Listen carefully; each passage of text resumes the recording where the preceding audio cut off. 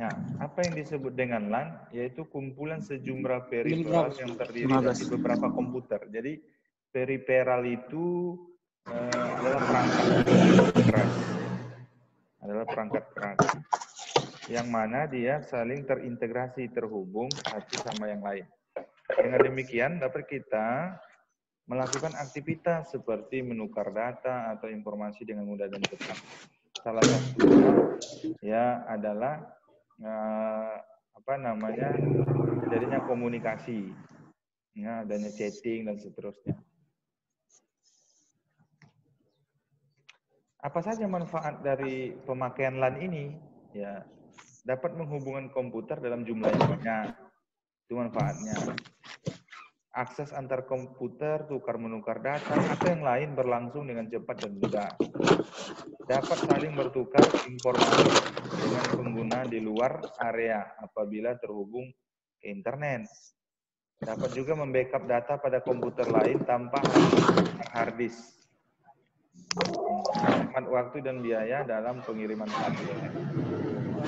Jadi tentu dengan adanya jaringan LAN yang terhubung dengan internet, maka waktu dan biaya kan bisa lebih hemat, lebih cepat dibanding kalau kita kirimnya misalnya melalui kantor pos seperti yang manual kan, seperti itu. Nah, jaringan itu ada dua ya, ada jaringan peer-to-peer pada fisiknya, kemudian jaringan client server. Nah, jaringan peer-to-peer, kedudukannya itu masing-masing komputer adalah sama ya. Dia bisa menjadi sebagai server, dia juga bisa menjadi sebagai client.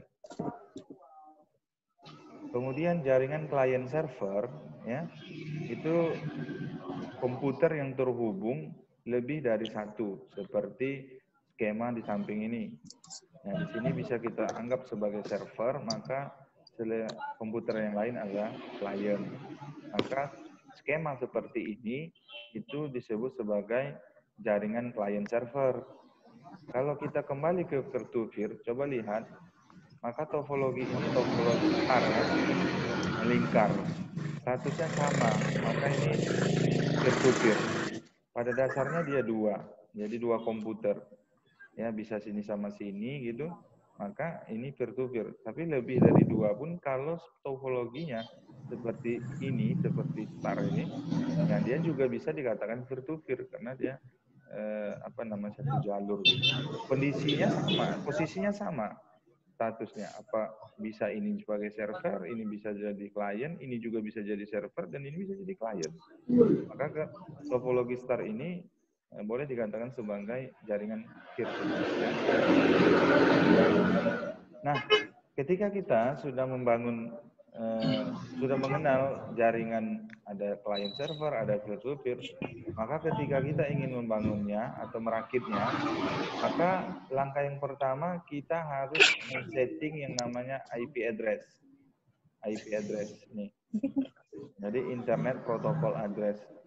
Nah, Internet Protocol Address ini seperti gambar di sebelahnya ini, ya, itu bisa dilakukan secara manual, yaitu diisi oleh kita sendiri.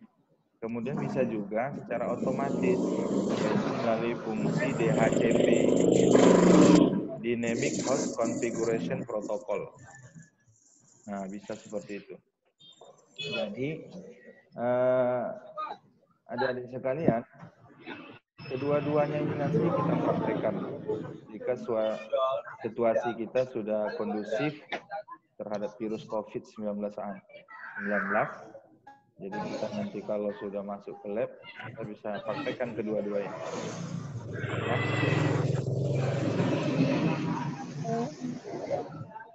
Berikutnya kita atur yang namanya hak akses. Yang pertama tadi kan kita setting IP address.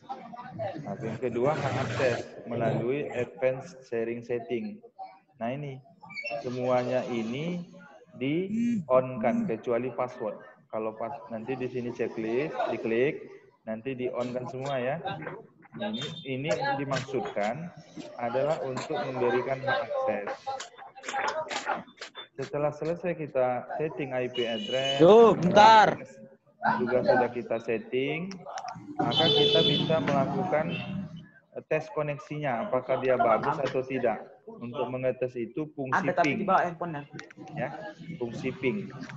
Jadi Depan awak. ping 192.168 misalnya, maka statusnya TTL. Kalau TTL seperti ini, berarti jaringan kita sudah terkoneksi dengan baik. Sebaliknya, kalau tidak TTL, misalnya ada request timeout gitu ya, seperti ini ya, TTL, ping 192.168.11, maka statusnya yang seperti ini, itu koneksi jaringannya bagus, artinya sudah berhasil. Nah, sebaliknya, kalau terjadi seperti destination host unreachable, request timeout, ini maknanya ada masalah, ada error. Kalau yang bagus dari mana buktinya? Nih, yang TTL, ini bagus. Lihat daripada statistiknya. Nah, ini statistiknya. Dikirim 4 paket data, diterima 4, loss-nya 0. Maka transmisi data atau jaringan komputer itu tadi sempurna gitu, bagus dia. Nah, sebaliknya seperti ini, dikirimnya 4, di-receive-nya 1, loss-nya 3. Nah, makanya statusnya request timeout. Ini artinya jaringan kamu tidak bagus, atau ada yang terjadi error seperti itu. Nah, inilah penjelasannya. Lalu apa maksudnya dari TTL 128? Nah, ini TTL merupakan singkatan dari time to live, yaitu waktu maksimum dari komputer. Nah, TTL pada Windows secara default ada 128. Jadi itu sudah bawaan dari sistem Windows itu sendiri. Nah, setelah nanti selesai kamu melakukan ping, kamu lakukan yang namanya install LAN Messenger untuk kamu bisa menguji coba bahwa kamu bisa chatting tanpa harus ada jaringan internet. Nih, aplikasi ini bisa di-download di Google ya. Jadi LAN Messenger, atau bisa juga di copy pakai flash disk dari Bapak. Itu kau jumpai lah Bapak. Kalau enggak di-download aja. Nah, maka untuk itu kita ayo praktekkan ya. Ayo kita praktekkan. Prakteknya adalah kita koneksikan pada 2 buah laptop. Nah, jadi kamu cari kawanmu atau kau kerjakan sendiri pun juga bisa. Ya, kau sediakan 2 buah laptop. Nah, kau lakukan cara-caranya. Cara-caranya ya. Ingat. Tugas kamu setelah kamu lakukan uji coba dengan 2 laptop nanti, ya kau buat laporan praktikumnya. Dikirim minggu depan sebelum masuk pertemuan kelima. Jadi waktu 1 minggu. Membuat laporan praktikum. Formatnya seperti ini. Ya. Formatnya seperti ini. Nah, ini. Laporan praktikum 1. Membuat jaringan peer-to-peer. Kelas. SI 4G. Nama. Siapa namanya? Boleh lebih dari satu, boleh kelompok. Nah, kegiatan uraian. Nomor 1, misalnya kegiatannya merakit kabel UTP crossover. Ini langkah-langkah ya dalam membangun jaringan peer-to-peer. Yang pertama itu kan kita rakit kabel UTP crossover. Maka di uraiannya ini kau jelaskan bagaimana cara merakit kabel UTP crossover itu. Nah, dalam merakit kabel crossover yang perlu dipersiapkan adalah kabel UTP, konektor RJ45, tang krimping, dan kabel tester misalnya. Nanti yang kedua ngapain lagi? Nah, yaitu melakukan urutan warna pada ujung 1 dan ujung 2. Nanti warna ini ya bisa kau download di Google, nanti kau screenshotkan atau kau tempelkan di sini, copy pastekan pada uraian ini. Nah, setelah kamu merakit kabel, maka langkah kedua ngapain? Kegiatannya yaitu mencolokkan kabel UTP crossover pada port LAN card di komputer, kan seperti itu. Nah, maka caranya gimana? Kau uraikanlah di sini. Nah, ini filenya berbentuk Word, dikirim minggu depan, sebelum masuk pertemuan kelima minggu depan sudah ada di email Bapak. Boleh sendiri, juga berkelompok. Ya, kamu atur aja yang semudah mungkin. Oke.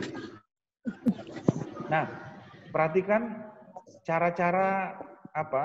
Cara-cara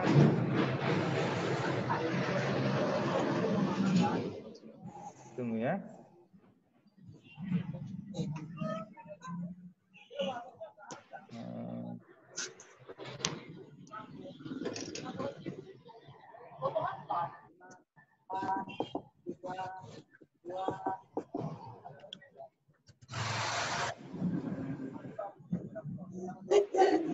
Ya.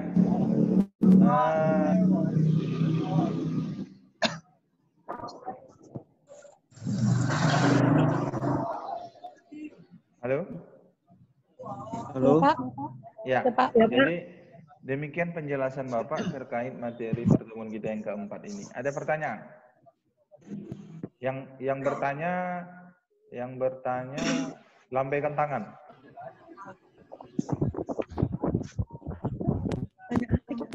Ada yang mau ditanya? Ini kan kita dapat 2 komputer, kita satukan koneksi juga. Jadi, bulan messenger. Saya Pak. Ini Rizky Farhan. Ya Pak. Ya silakan. Itu kelompoknya kan bisa berkelompok ya Pak kan. Terus Ya. kelompoknya harus berapa orang Pak? Bebas, mau 10, mau 5, mau 2, bebas. Berarti bisa kelompok banyak pun jadi sekali.